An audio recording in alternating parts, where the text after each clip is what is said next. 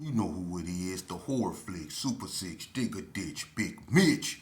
And I'm kicking in those with those three O's. And I'm bringing 28 101s because we Vegas sons. It's the Meadowlands, 530, man. The Chronicles. I would flex on you, but I'm cloaked. But you know how I rep your match, right? We both know that, right? Nah, I'm just playing. Welcome to Vegas Chronicles with your man, Digger Ditch, Horror Flick, Super Six, Big Mitch.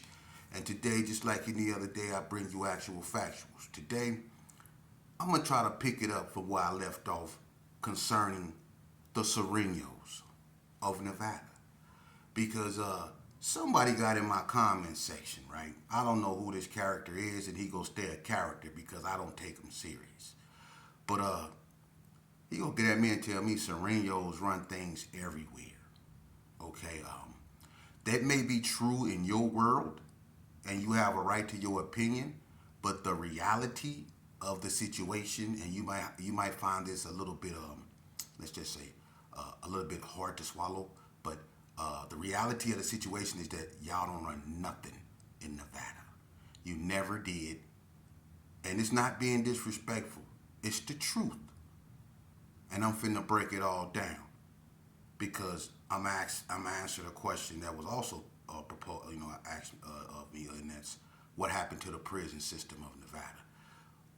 How did the blacks in Serenos and their war change the landscape of the Nevada Department of Corrections?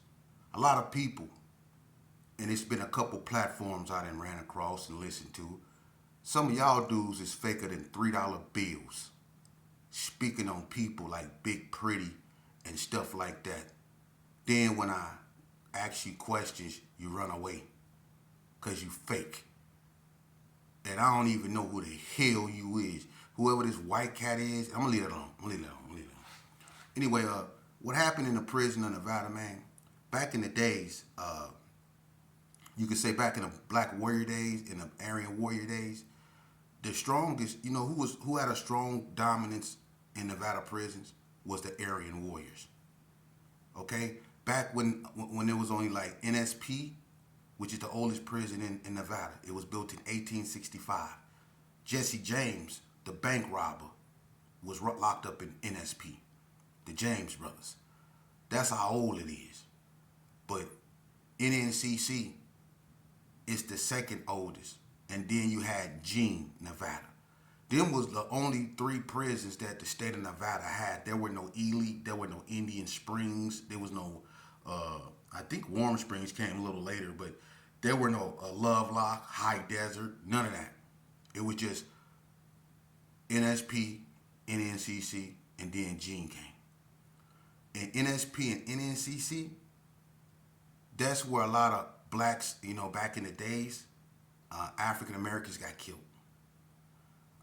Paul Mason got killed at NSP by the Aryans. Aryan Danny Clark killed Paul Mason, and Danny Clark was a white guy that ended up getting out and tried to rob a bar, and ended up getting his head blown off. But he killed Paul Mason because Paul Mason kept slapping him up over gambling debt. Aryans told him if he didn't take care of that, they was gonna take care of him. So Paul Mason was getting his hair cut or whatever, and that's when he got stabbed. Doc, a white boy hid in the trash can. Excuse my French, but a white boy hid in the trash can and up in NSP while Doc was headed to the shower and stabbed Doc 40 some times. Jumped out the garbage can, stabbed Doc 40 some times. Blacks was dying up in NSP. The Indians killed a couple blacks, I think, in the kitchen. Until the brothers in the clipper room handed out mixing paddles, those big old mixing paddles. And they had to use those mixing paddles to keep those Indians at bay because they was locked in the cage, and they had killed a couple brothers. At NNCC, in the kitchen one morning, the blacks knew that the whites was up to something. So they told each other, don't go eat breakfast. But you had some blacks that couldn't miss a meal. I spoke a little bit on this in my last videos. And they went up in there. And they ended up getting killed. So, with that, a lot of blacks back in the days. You know that's what brought forth the Black Warriors and stuff like that to offset those type of stuff because you had COs working with the white, Aryans, and that caused a lot of, you know, blacks to lose their life. But what happened was, as like I say, the gangs started coming into the prison system in the early '80s, and you had Parus, GPKs, GQs, OGs, people like that started to come in the prison system. So the landscape started to change, and the dominance that the white boys had, excuse my French, I ain't trying to be racial or nothing, but the dominance that they had, they didn't have it no more because the gangs started to overtake all that, and plus the Aryans, they started messing with what was known as crank back then, so a lot of them got strung out, and the landscape started to change. The gangs basically crushed the Black Warriors, so the black gangs, positioned themselves to be the new power structure of the NDOC prison. And so, with the influctuation of gangs, they built more prisons. Indian Springs came about, eventually they built Ely, then they built Lovelock, and they built High Desert, Now, what happened with the Mexicans? Nevada Mexicans was never hostile. The Vegas Mexicans, they grew up with blacks. So there was never no racial tension coming from the streets or coming into prison. Now, when you go in prison, of course, there are going to be racial incidents because everybody is tribal to a certain extent.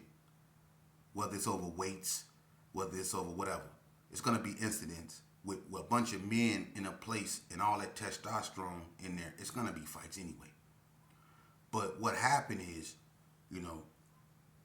our prison system is not like California's or Seattle, Walla Walla, or somewhere like that. It's not like that. Our towers, they basically have shotguns.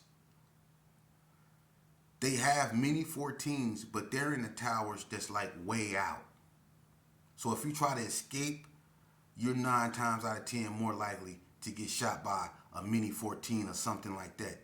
But on the yard, in the kitchen, and places like that, they have shotguns.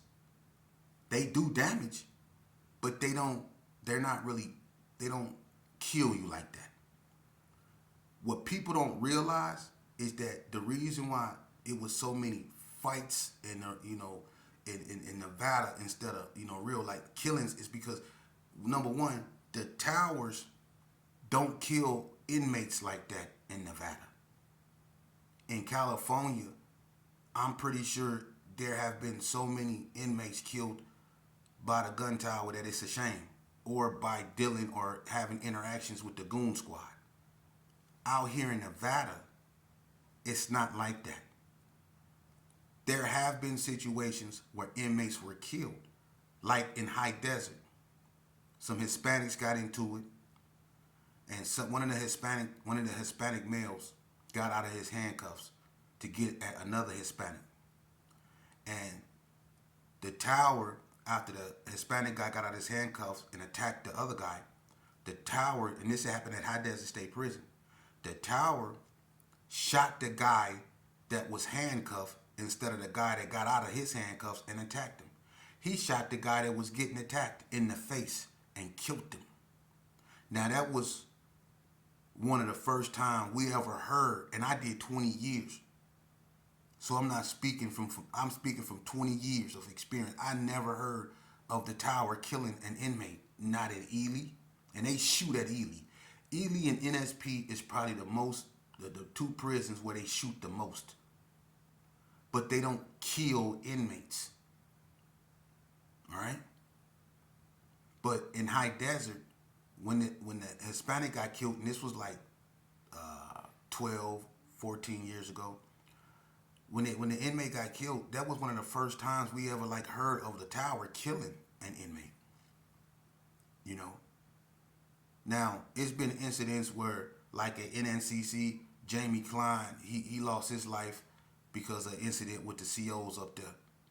But The COs don't kill inmates out here, whether from the tower or the goon squad. It don't go down like that. Our towers don't, have, they don't shoot live lethal rounds at you to kill you out here like that. As opposed to California. Now, you can say, well, that's weak. You can say whatever you want to say, but that's just not how our prisons are structured.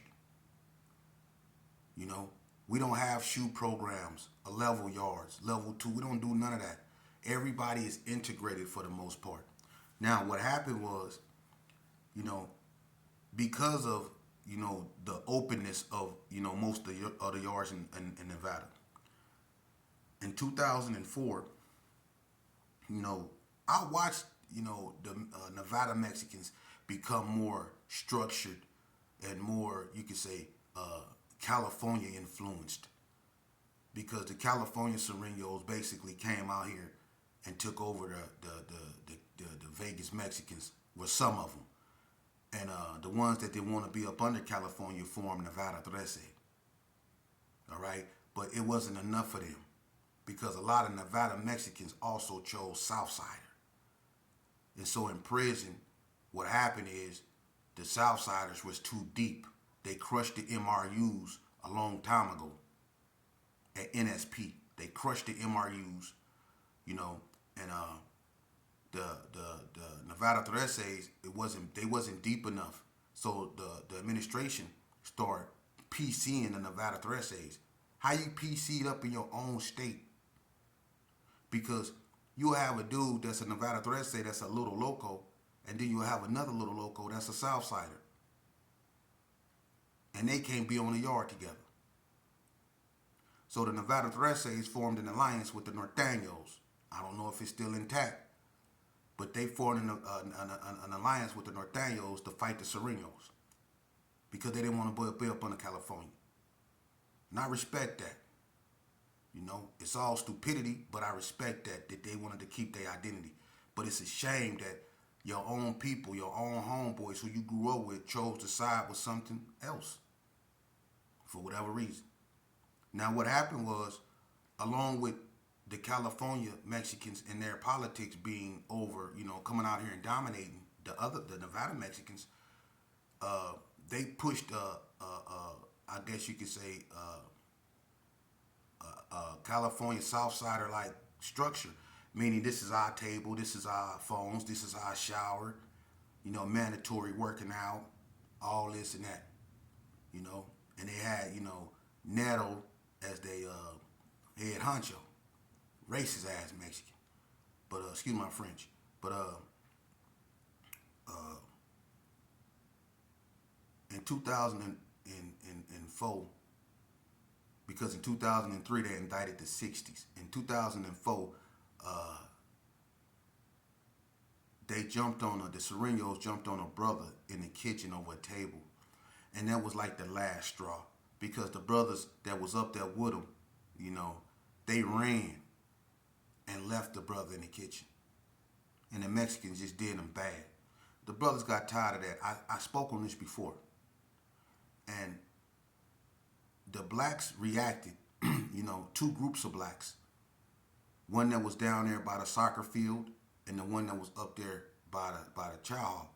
There were two groups of blacks, probably 70 in one group, 50 something in another one. The one that was down there by the soccer field got to the Mexicans first, who was on the soccer field. That's where they went, and they lined themselves up against the fence and put rocks in front of them. And the blacks, they didn't let that bother them. They rushed them right there. Everybody remember that. And the Mexican lost his life on that field, on that soccer field.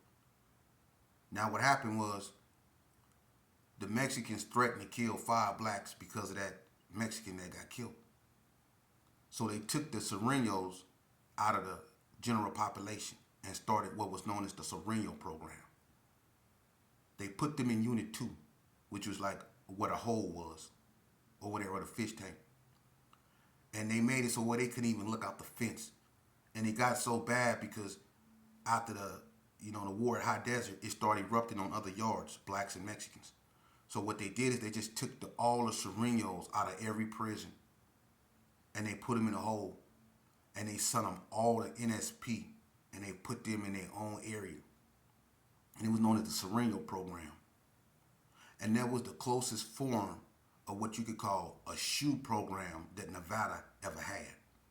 And it was because of the Serenos and the threat that they made, because they said that they wouldn't go just kill five blacks. They said it was gonna be a nurse, a CO, a warden. They had to have five blacks. It didn't matter who.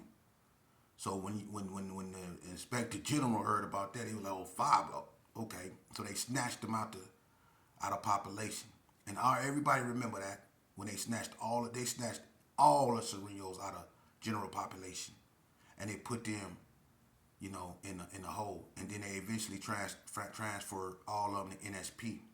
And when they get to NSP, the Serenos, they was tripping at NSP because they felt that they was done wrong. They felt the blacks didn't get punished. They felt that it was a Hispanic that lost his life, but they're the ones getting treated. Like they're the one. They felt it was unfair, so they was tripping the whole time. They beat up the goon squad at NSP, beat the brakes off the goon squad. The Serenos did, and then it was a Hispanic up there that tried to PC. That was a Sereno. They tried to let him go. I don't know what he did. I'm not getting into that. But he went to Jimmy Baca, who was the ward, and he told Jimmy Baca he had to get off the yard. Jimmy Baca refused to put him in PC because he wouldn't tell him why he had to get off the yard. He didn't want to tell. He said, "I have to go." But Jimmy Baca didn't want to let him off the yard, so he sent him back to the unit. Them Serenos killed that boy in a cold way. They smashed him, put his head in between the door and just kept ramming the door, man, and against his head, man. And it just, I'm going to leave it at that. It was gruesome. So they wasn't playing. But everybody in the prison system seen that the Serenos was now moving different. They wasn't like the Serenos that we were accustomed to back in the day. They were more militarized, structured, efficient, proficient. You know what I mean? And they became a real threat, and from that point on, because it's been a lot of incidents where it has been going back and forth because as time goes on, more and more Cali, Mexicans, Hispanics are coming out here, and it's reflected in the prison system. Now, it's a shame that it's like that because, for one, the Vegas Mexicans and the blacks, for the most part, never had any hostility.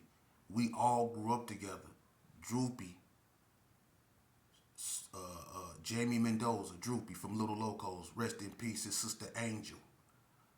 Laquito, we all grew up together. Danny Kavecki, Cricket, Danny Boy from Sanchucos. We all grew up together. Sambo, Tiny, Jeff from Little Locos. We all grew up together. We all knew each other, man. Nelson Delgado, Rabbit, Flacco, rest in peace from 28th Street, both of them. We all grew up together. Little Man from Little Locos. Juan Baca, from Sanchucos. Trickster, Angel. All of them, man. We all grew up together, man. It was never no hostility. But for some reason, when the influctuation of 18 streets and all that came out here, things had to change. When we used to see each other in prison, we used to acknowledge each other because we went to Elko. We've been to Tennessee. We all grew up in juvenile.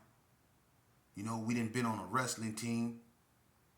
We all didn't been on either the football team, ran track, or did something. We knew each other. So when we seen each other in prison, we acknowledged each other. We dealt with each other. We dapped each other. We embraced each other. But when the Cali Mexicans, the Hispanics, started coming out here with their politics in the prison system, that changed. We no longer can touch each other. We no longer can dap each other. We no longer can be cool like that, They had rules. You can't smoke behind blacks. You know, you can't do this. You can't do business with blacks. You know, and it was messed up because, you know, a lot of us was childhood friends, but now they have to be with their people, which is understandable. But it's messed up because, you know, I understand that you being with your people, but you not being able to mess with me because I'm black and you Hispanic. That's wrong to me. I never looked at no one like that. You know, and I grew up in Elko, and Mr. Watson, who was the first form of a father figure, a white man, used to call me Buckwheat. Used to call every little black kid Buckwheat. See, up there, they was real racial. You know, but one thing about him, he taught me that the only thing that can define me was my action. Mr. Watson was the first person that helped me understand that. And Martin Luther King used to say that, and I didn't even listen to it. But Mr. Watson is the one that helped me understand that the only thing that can define you is you, not your color, not what someone say about you. Because I had beat up a bunch of cats, them little, cats up in Elko, that's where they started, a lot of them was little, they was saying some racist things up in Elko, and sometimes you had to go there with them. But when I had a few fights, and Mr. Watson, used to sit me down and tell me, well, why you do what you did, Terrell? I said, because he called me the N-word. He said, but you know you're not one.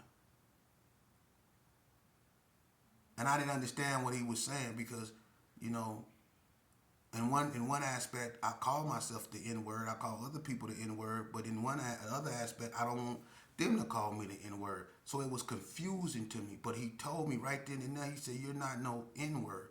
And he said it. He said, that ain't you. He said, the only thing that could define you is you.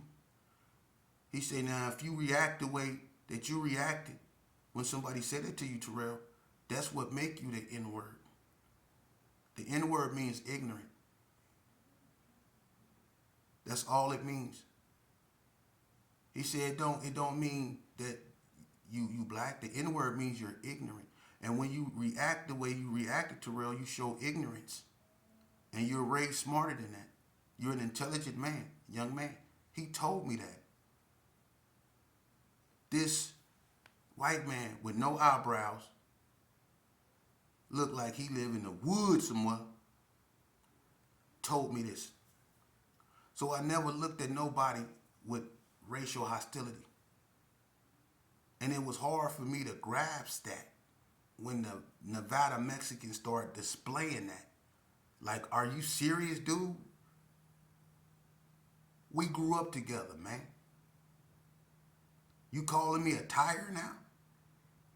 I'm a tiger? I don't understand that. But let me say this here.